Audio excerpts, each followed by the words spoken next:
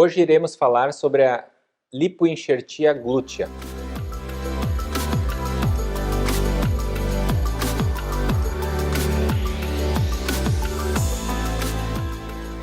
É uma outra opção de aumento glúteo. Na verdade, é mais utilizada porque normalmente se associa a lipoenxertia glútea a uma cirurgia de contorno.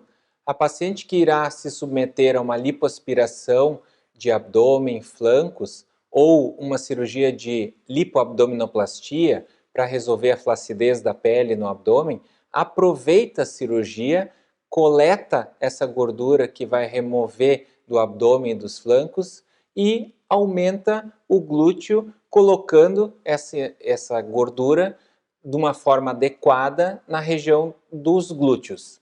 A gente acaba precisando utilizar uma técnica em leque. O que quer dizer isso? A gordura não é colocada totalmente como se fosse um lago de gordura, porque dessa forma a gordura acaba sendo absorvida. A gordura é uma célula adiposa, é um tecido vivo, e quando a gente vai retirar ela através da lipoaspiração e utilizar como um aumento glúteo, a gente vai utilizar células vivas, transplantar ela de um lugar para outro. Então a gente precisa fornecer um leito adequado para que ela se nutre. E assim a gente precisa utilizar cânulas finas normalmente para colocar a gordura como se fosse em camadas lineares, em várias camadas, até chegar um momento que não serve mais nenhuma camada gordurosa naquela região glútea. Porque às vezes a paciente quer aumentar de uma maneira exagerada o glúteo. E a gente colocando normalmente mais de 400 a 500 ml, existe uma absorção muito grande dessa gordura, acaba se perdendo o resultado posteriormente. Então, o ideal é seguir as indicações do seu médico. Antigamente se falava em colocar a gordura dentro do músculo também. Hoje, de certa forma, se evita ou até é proibida a utilização porque se sabe que existe uma chance maior de lesar vasos, como os vasos que nutrem os músculos, e aí essa gordura acabar migrando para dentro do vaso, causando um problema grave que é uma embolia gordurosa. Então, se dá preferência por utilizar cânulas em torno de 4 milímetros, rombas, né? E numa camada superficial. A gente coloca de um formato homogêneo para conseguir um aumento legal naquele local e com que a célula adiposa sobreviva e se integre adequadamente naquele local. Então essa opção ela não é muito adequada para mulheres muito magras, que não têm muita gordura corporal, porque a gente acaba precisando retirar gordura de algum local do corpo para poder aumentar o glúteo. As pacientes que têm baixa gordura corporal ou não tem nenhum acúmulo, seja em flanco, em abdômen, existe a opção de aumento glúteo com a prótese. A gente já falou num outro vídeo a respeito da gluteoplastia de aumento através dos implantes de glúteo. Nesse caso, quando a gente utiliza os implantes, a gente até pode complementar o implante com um enxerto gorduroso, que é limitado, mas não é o principal fator que vai aumentar o glúteo, né? Em pacientes que procuram um contorno corporal e tem um acúmulozinho de gordura em algum local, a gente retira aquela gordura e aumenta o glúteo com a gordura da própria paciente. É comum acontecer alguma absorção daquela gordura enxertada.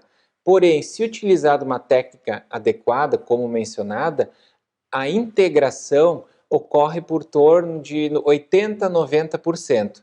E uma vez integrada, aquele adipócito vive naquele local. Então a paciente acaba precisando ter um cuidado para não engordar, porque se a paciente acaba engordando, ela pode aumentar o volume glúteo, porque o adipócito continua com uma capacidade de depósito de gordura.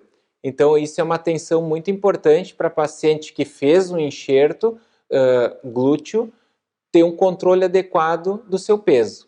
Quanto aos cuidados pós-operatório, é basicamente os mesmos de uma lipoaspiração. O que vai gerar um pouco de desconforto é o local que foi coletado a gordura para ser utilizada como enxerto glúteo. Pode-se sentar, pode-se deitar em cima, porque não tem uma migração daquele tecido enxertado.